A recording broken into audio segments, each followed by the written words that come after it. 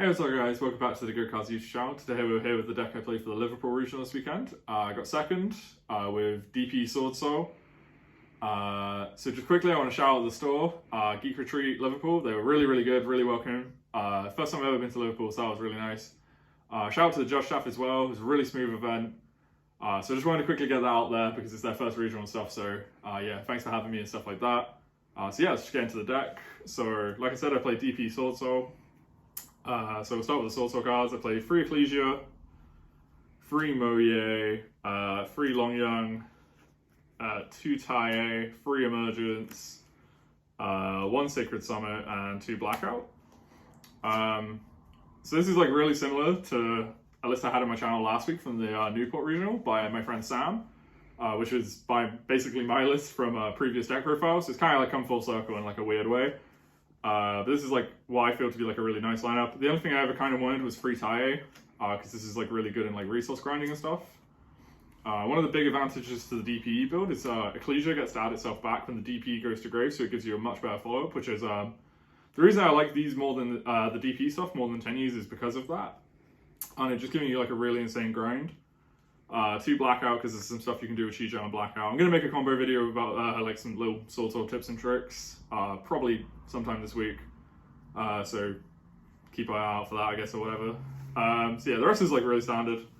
Apart from the Monster Reborn, a lot of people have been counting this, but I really like it because there's some stuff you can do where you can like Shijo to add this and then make the Predator Plant and stuff like that. And this is like really good for follow-up. But it is one of the things I cited out like a lot, so I can understand why people cut it. Then free Vishuda, just because we're not playing the 10 like a lot of 10Es, we're just playing free Vishuda. So we have like a lack of worms to reveal off like Longyang and like Moye. So free Vishuda really helps with the like worm count.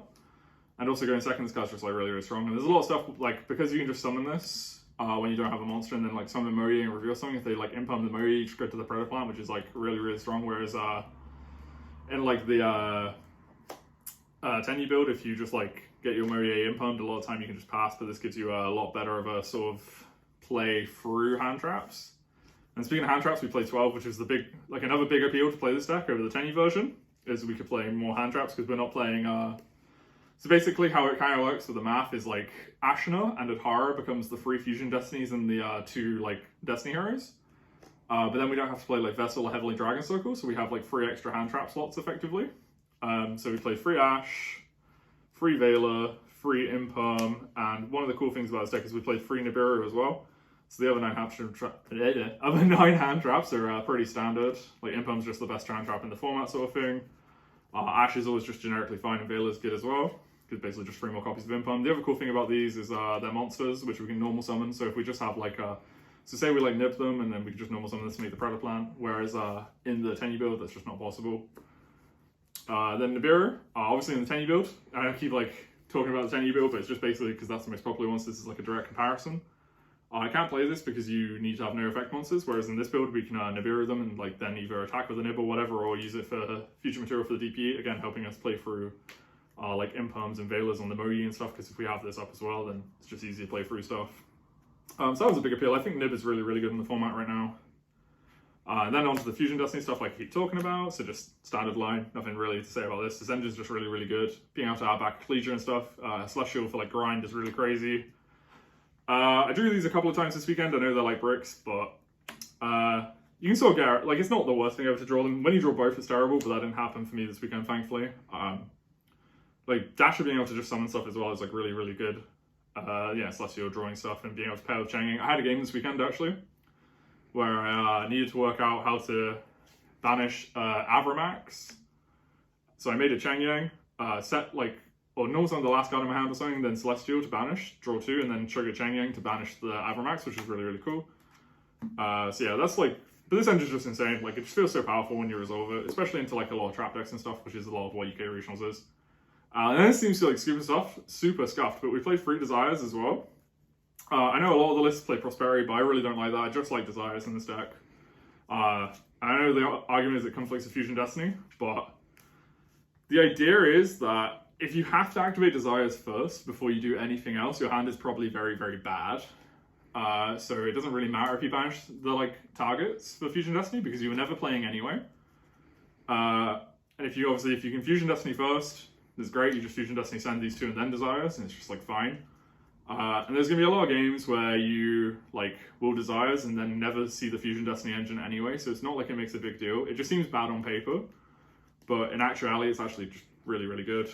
Because the big thing about this deck that I felt was flawed was the lack of follow-up in a lot of instances. So this plus this is like really good follow-up, because you could have the DPE as a follow-up, Celestial draws 2, and then if you draw Desires or Celestial plus your draw for turn, you get to see 5 cards going like on your second turn plus a DPE. If you have a Ecclesian Grade, you get that back too, so it's like 6. So you just get a steamroll a load of cards, which I think is really, really useful and helps you play the game like sort of as like a longevity thing, which is kind of like how I like to play. I don't like to just like sort of commit to like the full board.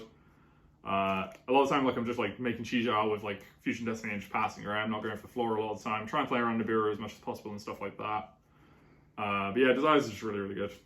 Would not change this for Prosperity at all. Also, the conflict with Moe is a big thing as well. So like, just try and draw 2 cards basically. Then the last card on the deck, I wanted to play a Mystic Mine out, but I didn't want to play Cosmic or anything. I just wanted to play 1 order. I think I drew this a couple of times, so it's probably pretty broken when I did draw it, but I don't really remember. I kind of wanted a side deck space as well, so this had to kind of just sort of end up in the main, but I'd prefer if it was Cosmics, but the deck is kind of like tight for space because I want to play like Sacred Summit, I want to play Free of a Shooter and stuff like that, I want to play 12 Hand Traps, so the order is just an out to Mystic Mine. It's the 41st card basically. It's not terrible, it wasn't insane either, but it's order, so if it wins you enough games, right, it'll win you enough games on average for it to be good. Extra deck, we played 2 Chijao, Baxia, Draco Berserker, Dragite, and then for 10s we played Cheng Yang, Floor, Rudy Rose, and then 1/7, which was a Yazi.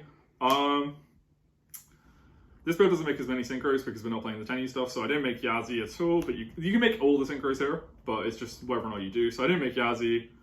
Don't think I made Draco Berserker at all. Don't think I made Drago either, actually. Didn't make Rudy Rose.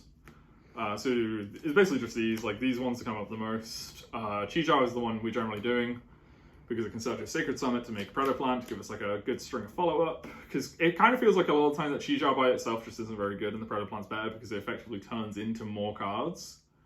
Flora is obviously just insane. Baxia comes up loads for like spinning stuff and then being able to like Baxia away like something random like a set card to then bring back something to make a Predator Plant. I know I keep going on about the Fusion Destiny stuff, but it just feels like the Fusion Destiny stuff is the reason to play this sort of version of the deck. Then Cheng Yang is just like this crazy boss monster that just is really hard to clear. Really easy to make a case because we're playing Desires as well. 1 Monk, just in case we ever need to trigger a shooter, comes up a couple of times. Then the DPE package, which comes up at least like once a match. Like you're making this all the time, even when you don't draw Fusion Destiny, so it's really worth playing. A lot of people sort of just don't expect this because this is like a lot less popular now. So like in the scenarios where we have like a nib and then like we normal summon Moe, they're 100% imperming the Moe every time. And then they're just not expecting the Predator Plant, which is like really insane, I think. And then we played the stuff for the Mechaba. Stuff for the Mechaba? Stuff for the Maximus, sorry. So we played Mechaba, Nova, and Tess for when we got Maximus in the Invoked matchup. I didn't play an Invoked deck this weekend, but if I did, then I feel like this is not an auto win, but it gives you like a big edge, and there's a lot of extra space. Like we barely make most of it as it is, sort of thing. So like there's space for this stuff, but you could cut this for other like synchros or links or whatever you want to play. Something I did kind of want was Borrow Savage this weekend, just because then you can bring it back with you can summon it and then equip the Predator Plant link for 2 negates as like an Omni negate stuff. But these are cool. There was some stuff I wanted to do with like Instant Fusion as well. But I didn't end up doing it, so I just sort of decided to play this. It was fine. I'm sure it would be really, really good if I played against Invoked. So, well, I know it is from testing and stuff, so. Onto the side. Oh, it's 41 cards in the main, I forgot to mention. No, I think I did mention actually because of the order. Sorry, I'm really tired. It's been such a long weekend. Yeah, for the side, free anti-spell for when we go first. Every time we go first, we side this in. It's really, really powerful, I think. Being able to, basically have 4 copies of order. A lot of people are saying like Lightning Storm and Regeki, Feather Duster and stuff like that against juice. This is like really, really good. And with like DPE as well, Blackout and like Flora and stuff, it basically makes it so we can anti-spell them to kill the spell cards before they can even like get a chance to activate them, which is cool. Then free gamma and a driver. We started this in for like combo decks and stuff like Bird PK. So we could go up to 15 hand traps in the main, which is really, really strong, I think. It's really good.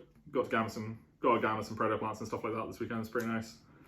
And then the last bits of the side were just for back row decks. I always massively respect back row decks, especially in UK regional, because I always end up playing one Eldritch at the moment.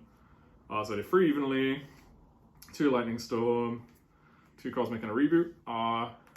It's very sort of similar to what I was doing in birds as well.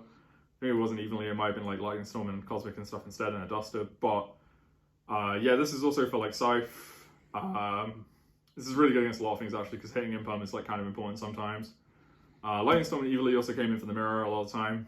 Reboot's just sort of like this really powerful one-of trap that you can just sort of blow out games with. Yeah, so that was the deck. Nothing really too crazy to say about it. It's very similar to what Sam won the regional with, like I said, which is very similar to my first draft of the deck. Yeah, shout out to Cody and JY as well for the weekend. Shout out to Brenda for filming the deck profile for me. Yeah, shout out to Geek Retreat Liverpool, like I said, and the judge staff.